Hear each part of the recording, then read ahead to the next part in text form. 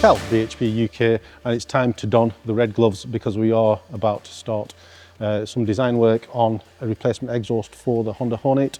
The first thing that we're going to do is get the stock system off.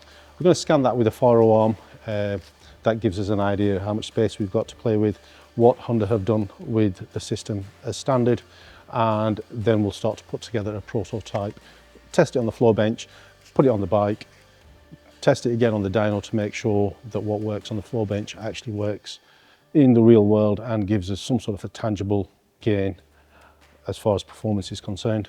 Obviously it's got to sound right, it's got to look right, but for us it's always got to perform right first. So let's get on with it, let's get that exhaust off and let's get this project underway.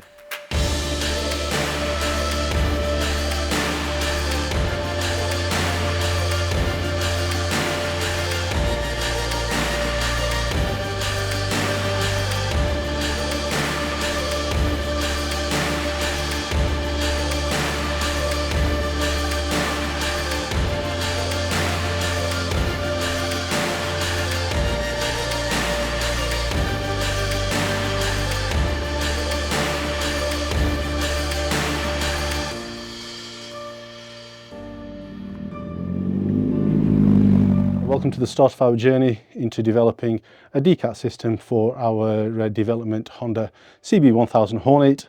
We're just going to go the full hog really and start with a full decatted system instead of just putting an end can on it, and we're going to see what power we can make out of this bike.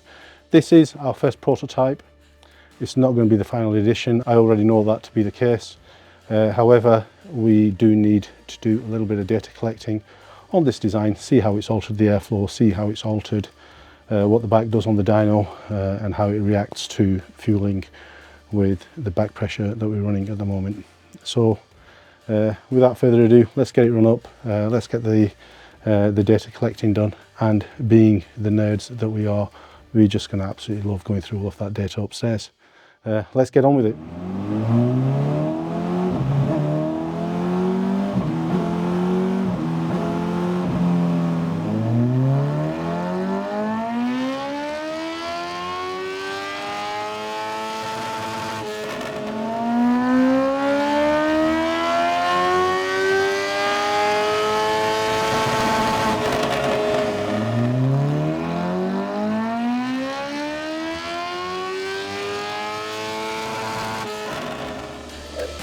So here we are back in the dyno room.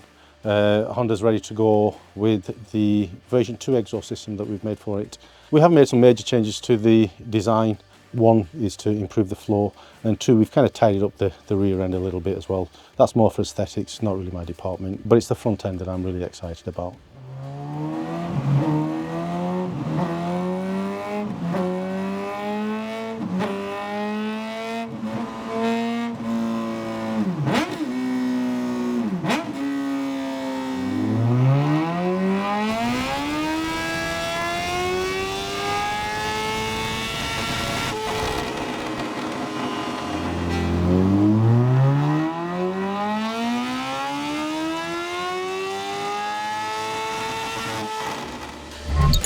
So we're really happy to finally be able to bring the decatted system to you for the Honda Hornet.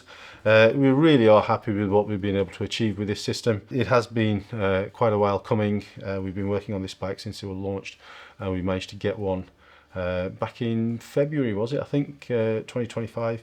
It's now October, so we have spent quite a few months on this bike developing it. Lots and lots of road testing in stock form, and every version of exhaust system we made for it. At 100%, we've gone up from the stock bike at 146 brake horsepower to 158 at the back wheel. It really does transform the power at the top end. There's even quite a big chunk of power below 6,000 RPM. There's quite a transformation at the bottom end.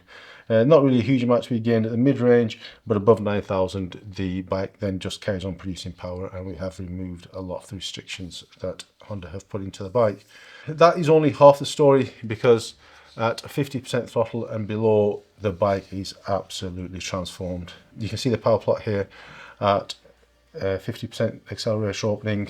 The power plot is absolutely transformed. The bike now is totally unrestricted. The gas flow has been totally unrestricted, and obviously we've removed all the restrictions that have been put in the program of the ECU. The fueling, you can see, is absolutely 100% where we want it. It is along the 13.2 datum line throughout the rev range, coming down from Lambda 1, which Honda have to put in to pass emissions regulations. The emissions now are just chasing Lambda 1 wherever you are in the rev range, wherever you are in throttle opening. The target is to maintain Lambda 1, so there's no unburnt gases exiting the back of the bike. 13.2 is where we want to be because it gives you the best throttle response, the best power delivery, and of course the best throttle feel.